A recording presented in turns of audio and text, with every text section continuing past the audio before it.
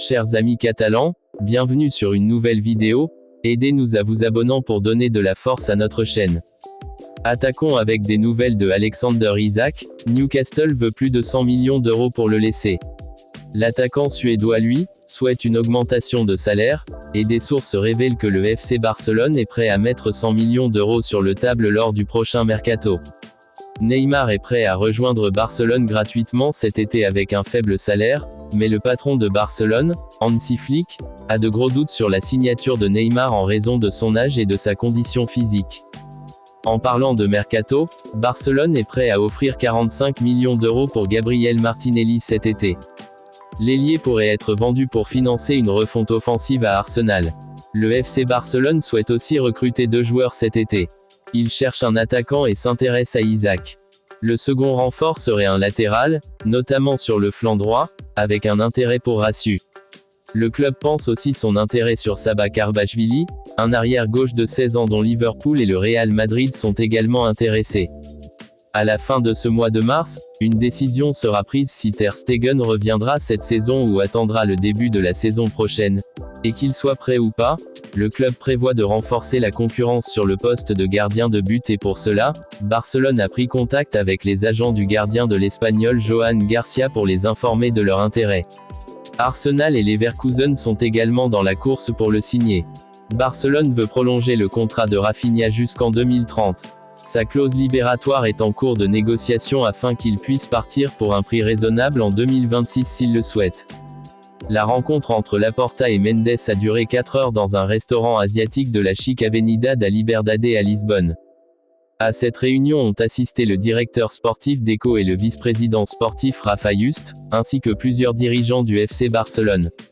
Rafa Marquez était également présent en tant que représentant de Jorge Mendes et ami de Laporta.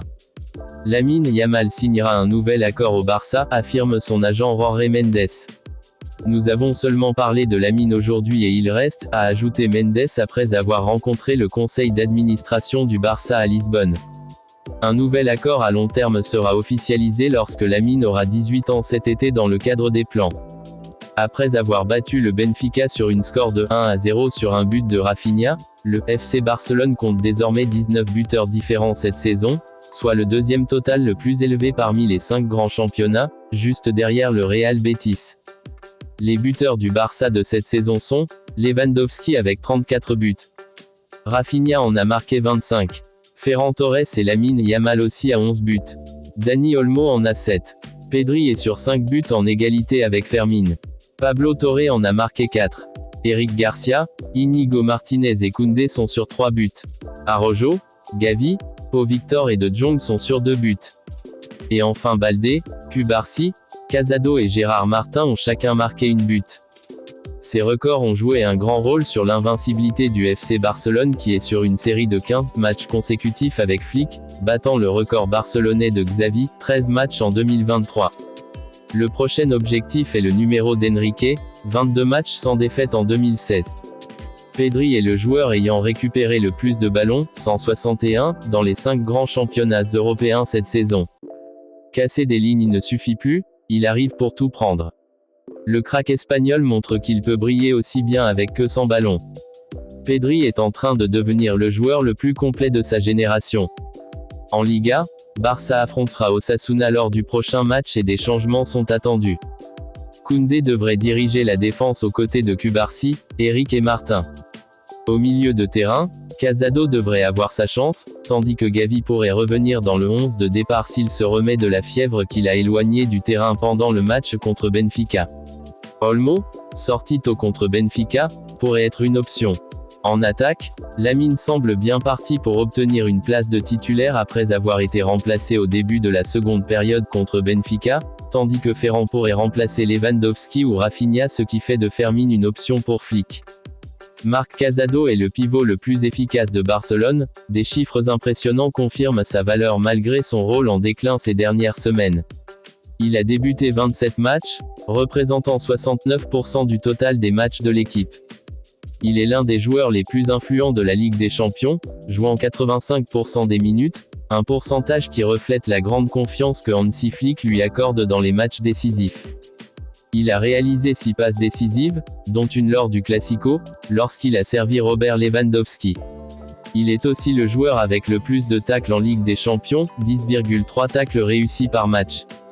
Son taux de réussite des interventions défensives est de 67%, avec une moyenne de 65 passes réussies par match, ce qui le place dans le top 10 des joueurs à son poste en Europe.